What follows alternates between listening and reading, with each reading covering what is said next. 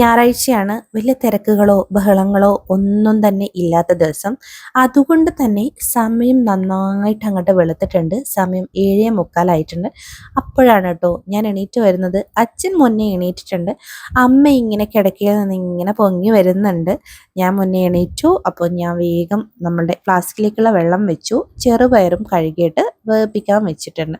അപ്പോൾ ഇന്ന് നമുക്ക് പുട്ടും ചെറുപയറുമാണ്. അപ്പോൾ കുറച്ച് തേങ്ങയൊക്കെ അച്ഛനവിടെ ഉരിച്ചു വെച്ചിട്ടുണ്ടായിരുന്നു കേട്ടോ.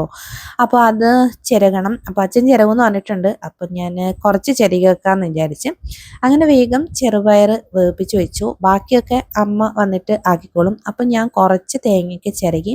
ഈ ഒരു ചിരവ കിട്ടിയതിന് ശേഷം നമുക്ക് ചിരകാനൊക്കെ നല്ല സഹായമാണ് കേട്ടോ.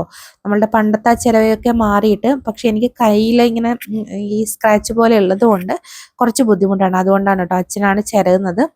അപ്പോൾ എന്നത്തെയും പോലെ അടുക്കളയിൽ ബാക്കിയുള്ള പണികളൊക്കെ അമ്മയ്ക്ക് ഇട്ട് കൊടുത്തിട്ട് ഞാൻ നേരെ പുറത്തേക്ക് ഇറങ്ങി.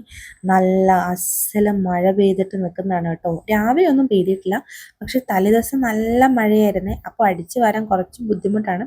കാരണം നമ്മൾ ഈ അടിച്ചു വരുന്ന സമയത്ത് ഈ കട്ടയിലുള്ള ഈ കറുപ്പ് പൊടികളുണ്ടല്ലോ, അതിങ്ങി ചുമരിലേക്ക് തെറിക്കും. അതുകൊണ്ട് നല്ലോണം ശ്രദ്ധിച്ചിട്ട് വേണം കേട്ടോ അടിക്കാൻ വേണ്ടിയിട്ട്. അങ്ങനെ മുറ്റം അടിച്ച് ഞാൻ വാഷിംഗ് മെഷീനിൽ ഡ്രസ്സൊക്കെ ഇട്ടിട്ടുണ്ടായിരുന്നു. അപ്പോൾ ഞാനത് എത്തുമ്പോഴത്തേക്കും അതൊക്കെ ഉണങ്ങിയിട്ടുണ്ട്. അങ്ങനെ നേരെ അതൊക്കെ ആറിയിടാണ്. അപ്പം നല്ല കാലാവസ്ഥ കണ്ടിട്ട് ഞാൻ വിചാരിച്ചു ഓഹോ എല്ലാം പുറത്തിട്ട് ഉണക്കാന്നുള്ളത്. പക്ഷേ കുറച്ച് സമയം കഴിയുമ്പോഴത്തേക്കും ഈ വെയിൽ എന്നെ ചതിച്ചിട്ടുണ്ടായിരുന്നു. ചതിക്കുമോ എന്നുള്ളൊരു മുൻധാരണ എനിക്ക് മുന്നേ ഉള്ളത് കൊണ്ട് തന്നെ അധികം ഡ്രസ്സ് ഞാനിങ്ങനെ പുറത്തിട്ടിട്ടുണ്ടായിരുന്നില്ല കേട്ടോ. ബാക്കിയൊക്കെ ഞാൻ ഉള്ളിലാണ് ഇട്ടിട്ടുള്ളത്. മേലെ കുറച്ച് നമുക്ക് പെട്ടെന്ന് എടുക്കാൻ പറ്റുന്ന വലിയ ഡ്രസ്സുകൾ മാത്രം ഇവിടെ ഇട്ട്, ചെറിയ ചെറിയ കുഞ്ഞു കുഞ്ഞ് വസുവിൻ്റെയും സാൻവിൻ്റെയും അങ്ങനത്തെ ഡ്രസ്സുകളൊക്കെ ഉണ്ടല്ലോ, അതൊക്കെ ഞാൻ മുകളിലേക്കാണ് കേട്ടോ ഇട്ടത്. കുറച്ച് വലിയ ഡ്രസ്സേ ഇവിടെ ഇട്ടിട്ടുള്ളൂ. അപ്പോൾ ഞാൻ വാതിക്കൽ കുറച്ച് വൃത്തിയാക്കാൻ വന്നപ്പോൾ സാൻവി ചോദിക്കുകയാണ്, അമ്മ ഇന്ന് വീഡിയോ എടുക്കുന്നതാണോ എന്നാൽ എന്നെ എടുത്തോ എന്നാണ് പറഞ്ഞിട്ടുണ്ടായിരുന്നത്. അങ്ങനെ വാതുക്കലാണെങ്കിൽ നമ്മൾ മഴ പെയ്തത് കൊണ്ട് തന്നെ പല വർണ്ണശബളമായിട്ടുള്ള കോട്ടുകൾ നിങ്ങൾക്ക് കാണാം കേട്ടോ. ഒരാളാണ് ഇവിടുന്ന് പുറത്ത് പോകുന്നത്, പക്ഷെ 3 തരം കോട്ട്. അതെനിക്ക് മനസ്സിലായിട്ടില്ല. ഒന്ന് എൻ്റെതാണ്, ഞാൻ ഇന്നലെ ടൗണിൽ പോകുമ്പോൾ ഇട്ടത്. പിന്നെ എന്തിനാണാവോ 2 എന്നുള്ളത് മനസ്സിലായിട്ടില്ല. ഒന്ന് എടുത്തിട്ടുണ്ടാവും, അതിൻ്റെ പിറകെ തന്നെ മറ്റൊന്നും എടുത്തിട്ടുണ്ടാവും. അപ്പോൾ എല്ലാം ഉണക്കിയിട്ട് അങ്ങകത്തെടുത്ത് വെക്കണം. അങ്ങനെ പിന്നെ നമ്മൾ അകം അടിച്ചു വാരി അകം തുടക്കുക. അങ്ങനെ അതൊക്കെ കഴിഞ്ഞ് പിന്നെ പല്ല് തേക്കുന്നത് എല്ലാം കഴിഞ്ഞിട്ടാണ് കേട്ടോ. എന്നെപ്പോലെ ഇങ്ങനത്തെ ശീലമുള്ളവർ ഒന്ന് പറയണേ. കാരണം എനിക്ക് രാവിലെ എണീറ്റ അവിടെ പല്ല് തേച്ച് കഴിഞ്ഞാൽ ഭയങ്കര ബുദ്ധിമുട്ടാണ്. പല്ല് തേച്ച് കഴിഞ്ഞ ഉടനെ ചായ കുടിക്കണം, ഇല്ലെങ്കിൽ അതൊരു പ്രശ്നമാണ്.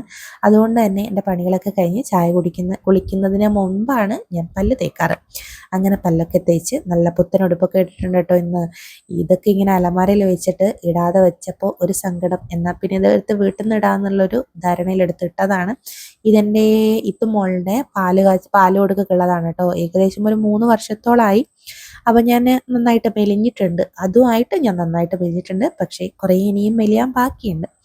അങ്ങനെ പുട്ടും പഴമൊക്കെ ആയിരുന്നു. അതൊന്നും വീഡിയോ എടുക്കാൻ പറ്റിയിട്ടില്ല. അതിനുശേഷം ബെഡ്ഷീറ്റൊക്കെ മാറ്റി വിരിച്ച് പിന്നെ എല്ലാവരും കോനാലിരുന്നിട്ട് കുറച്ച് നേരം സംസാരിക്കുകയൊക്കെ ചെയ്ത്. അപ്പോൾ ഒരു പൂതി, നമുക്ക് മാർക്കറ്റിൽ പോയിട്ട് മീൻ വല്ലതും ഉണ്ടോ എന്ന് നോക്കിയാലോ എന്നുള്ളത്. നല്ല മഴ ഇങ്ങനെ പെയ്യുന്നുണ്ട് കേട്ടോ, ചാറ്റൽ മഴ. അതുകൊണ്ട് തന്നെ കാര്യമായിട്ടുള്ള വീഡിയോ എടുത്തില്ല. അങ്ങനെ അവിടുന്ന് മീനൊക്കെ വാങ്ങി. അതിനിടയിൽ ഞാനിങ്ങനെ അവിടുന്ന് വീഡിയോ എടുക്കുമ്പോൾ എൻ്റെ അടുത്ത് ഒരാൾ വന്ന് ചോദിച്ചു, യൂട്യൂബിലൊക്കെ ഉള്ള ഒരാളാണോ എന്നുള്ളത്. ഞാൻ അയാളുടെ വീഡിയോ എടുത്തിട്ടുണ്ടായിരുന്നു, പക്ഷേ അയാൾക്ക് സംശയമുള്ളത് കൊണ്ട് ഞാൻ അങ്ങ് ഡിലീറ്റ് ആക്കി കളഞ്ഞു കേട്ടോ. അങ്ങനെ ലാലൂടിൻ്റെ അവിടുന്ന് കാന്താരി മുളകും വാങ്ങി. നമ്മൾ വരുമ്പം ഐസ്ക്രീമും വാങ്ങി. കാരണം ബസ് പോകുമ്പോൾ ഐക്കി എന്ന് പറഞ്ഞിട്ടുണ്ടായിരുന്നേ, അതുകൊണ്ട് വാങ്ങിച്ചതാണ്. അല്ലാണ്ട് മഴയത്തൊന്നും ഇങ്ങനെ ഐസ്ക്രീമൊന്നും കൊടുക്കൂല. വന്നപ്പോൾ പ്രേമാട്ടൻ്റെ വീടിൻ്റെ മേലെ 2 മയിലുകൾ ഇങ്ങനെ നിൽക്കുന്നു. അപ്പോൾ പിന്നെ അതങ്ങ് പോയി. പിന്നെ നമ്മൾ ഉച്ചക്കത്തുള്ള ഫുഡിൻ്റെ പ്രിപ്പറേഷൻസ് തുടങ്ങി. അപ്പോൾ കുറച്ച് ചിക്കൻ ഇന്നലെ വാങ്ങിച്ചു വെച്ചതുണ്ടായിരുന്നു. അപ്പോൾ ഞാൻ വേഗം ഉള്ളിയൊക്കെ അരിഞ്ഞ് അമ്മയ്ക്കെല്ലാം സെറ്റാക്കി കൊടുക്കാമെന്ന് വിചാരിച്ച്. ഞാൻ ഈ സെറ്റിങ്ങിൻ്റെ ആളാണ് കേട്ടോ. എല്ലാം സെറ്റ് ചെയ്ത് കൊടുക്കും, ബാക്കിയൊക്കെ അമ്മയാണ്. അപ്പോൾ എനിക്ക് ഡ്രസ്സൊക്കെ ഇട്ടിട്ട് ഒരു അസ്വസ്ഥതയുണ്ട്. കാരണം നമുക്ക് വീട്ടിൽ നിന്ന് ഇങ്ങനത്തെ ഡ്രസ്സുകളൊന്നും ഇട്ട് കഴിഞ്ഞാൽ ഓരോരോ സുഖം കിട്ടില്ല. എന്നാലും കുഴപ്പമില്ല എന്ന് വിചാരിച്ചു. അപ്പോൾ ഇതാണ് ഞാനെല്ലാം സെറ്റ് ചെയ്ത് കൊടുത്ത്. അമ്മ മീനൊക്കെ പൊരിക്കാൻ വെച്ചിട്ടുണ്ട്. പിന്നെ ഞാൻ എന്തോ തേങ്ങയൊക്കെ എടുത്തിട്ട് മിക്സിയിലിട്ട് പോയി. അതിനുശേഷം ഇവിടെ വലിയ വലിയ അടികൾ ഇങ്ങനെ നടന്നുകൊണ്ടിരിക്കുന്നുണ്ട്. അപ്പോൾ സാൻവിയും ബസ്സും തമ്മിലുള്ള അടിയാണ്, കോംപ്രമൈസ് ചെയ്യാൻ ലാലോട്ടനുണ്ട്.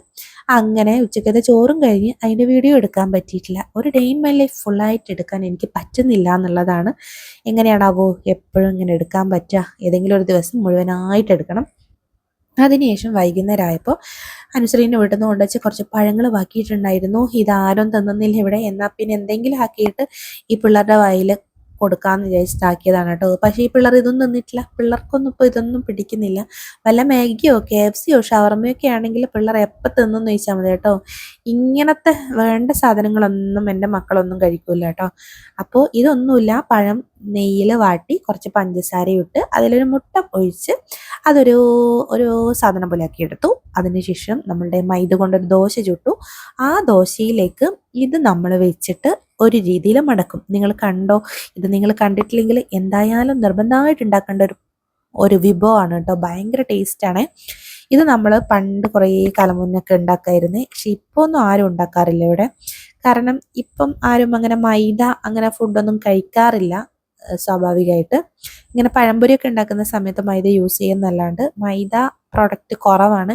അപ്പോൾ ഇതാ ഇങ്ങനെയാണ് കേട്ടോ മടക്കുക. മടക്കിയിട്ട് ഇങ്ങനെ മുറിക്കുക. മുറിച്ച് കഴിഞ്ഞാൽ ആഹാ അടിപൊളി വിഭവമില്ലേ. അങ്ങനെ ഞാൻ അതൊക്കെ പ്ലേറ്റിൽ വെച്ച് ആകെ 2 എണ്ണേ ഉണ്ടാക്കിയിട്ടുള്ളൂ. ഇത് രണ്ടും ഞാൻ തന്നെയാണ് തിന്നിട്ടുള്ളത്.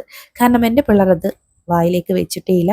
അങ്ങനെ ഞാൻ വലിയ കാര്യത്തിൽ അതൊക്കെ എടുത്ത് വെക്കുന്നുണ്ട്.